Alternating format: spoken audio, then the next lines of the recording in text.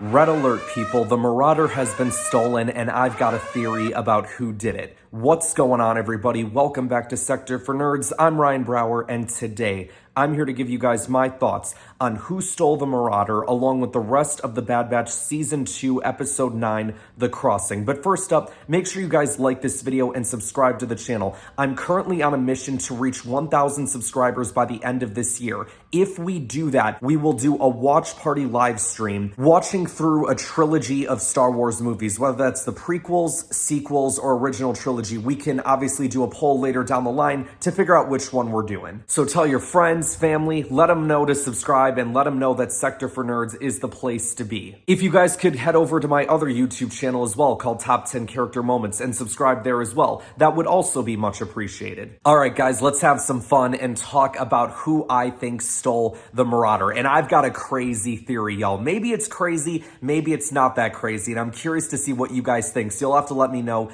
in the comments below. But after looking at the person, right, who stole the Marauder, and there were three things that I picked up on when looking at said person. There was what looked to be partly a red jacket, like especially on her right side, right, or right shoulder. It was very much a red looking coat or shirt or something like that, right?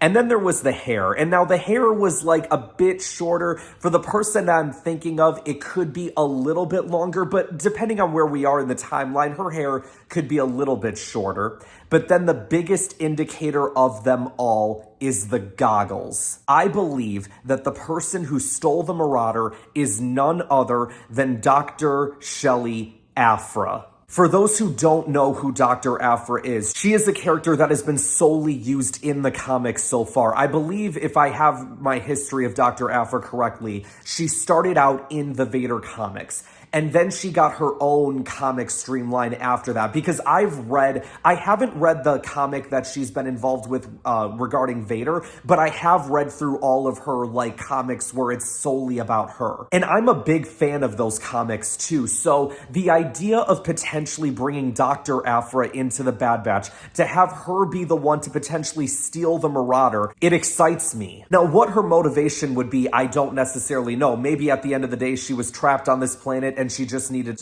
ships, so she stole it. Dr. Afra is kind of like the female Indiana Jones when it comes to Star Wars. She's very much like an archaeologist type character. She's always looking to steal stuff and be able to make more money. I don't think this is just going to be a simple one-off and done, right? Like, they obviously had the Marauder stolen because it's going to play into something that happens later. Once again, you guys will have to let me know in the comments below. Do you guys think that it's Dr. Afra? Do you not think so? Do you think it could be someone else? Like, let me know who you guys think stole the Marauder in the comments below. All right, you guys, so let's kind of start digging into the rest of this episode here. While this wasn't my favorite episode of The Bad Batch ever, I thought it was all right. Was it perfect? No. Was it filler? Absolutely not. The story continued to progress for the Bad Batch, right? Like, their ship got stolen, so that plays into the story, right? And where it's going to go from here. The other big part of this episode that I, really took an interest to was how hard Omega was taking the fact that Echo left the Bad Batch.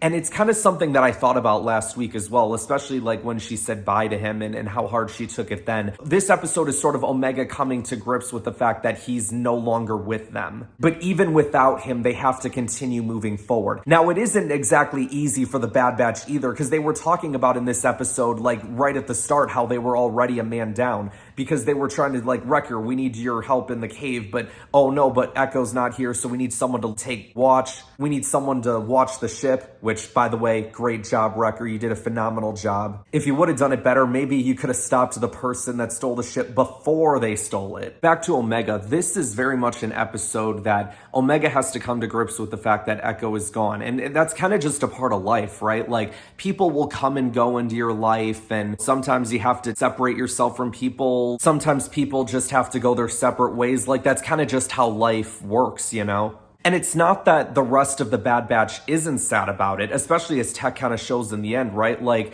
he doesn't understand why Crosshair made the decision that he did. He doesn't necessarily understand why Echo made the decision that he did. But at the end of the day, he has to respect their choices, They're all kind of finding their own paths right now. As far as Bad Batch member of the week for this week, you guys, I'm going with Tech. Like, Tech 100%. Tech has been killing it all season long. He's been, I feel like, just a massive step up from where he was in season 1. I feel like this season we're really deep diving into him more and getting more into like his thoughts and his feelings, and I really appreciated that. Tech is able to help Echo in the end sort of move on, and we, he says like we have to adapt and move on, like we're a squad, we always figure things out. And then it's the same thing that Omega says at the end of the episode when they do get out of the cave. They're trapped in that deserted town, and there's a storm coming, and Omega's like, we're a team, we'll figure it out. This episode makes me think about that one episode of the Clone Wars where Obi-Wan and Anakin were on Utapau. It was never released like a part of the official seasons and stuff, but if you go on Star Wars' YouTube channel, I'm sure you can still find those episodes there. They're not fully animated, but you can still see them. And in one of those episodes, Anakin is sitting there struggling with the fact that Ahsoka left the Jedi Order. Wrecker and Tech do a lot of arguing in this episode as well, and it kind of just made me worry, like, man, is the Bad Batch really falling apart right now? I felt bad that Hunter and Wrecker were kind of gaining up on Tech for a second, like, oh, you need to apologize for this and this, but I think Hunter was more concerned about Tech talking with Omega, where with Wrecker it was more about, well, you dropped the container that had all the explosives in it that could have helped, force their way out of the trapped cave. Let's also not forget that Wrecker kind of allowed their ship to get stolen, so there's also that. The scene with all the deer running after them, that was a crazy scene. And then I found it funny when Wrecker was like, my back, because it just made me think to Tobey Maguire and that whole meme. At the end of the episode, right, they get out of the cave, they go to this town that's apparently been deserted, and they contact Sid for help, because I guess there was like a long-range transmitter in this town, so they were able to get a hold of Sid, and Sid's like, well, my hands are tied full right now. And then Tech rightfully points out, this is another reason why Tech was a standout for me on this episode, is because Tech was finally calling out Sid for her bullshit. It's like, okay, Sid, we have not only paid off our debt, we helped you, like several episodes earlier it was, right, with the person that held you captive. I'm already forgetting his name, but it's like, we helped you there, we've paid off our debt, we've done all this stuff for you. It's like, you can't freaking help us out one time. And then at the end, she's like, all right, I'll figure it out. I can send someone in a few days. And then it's like, well, we can't wait a few days. She cuts off the transmission. And that's where Omega's like, it's okay, we're a squad, we'll figure it out. So the question is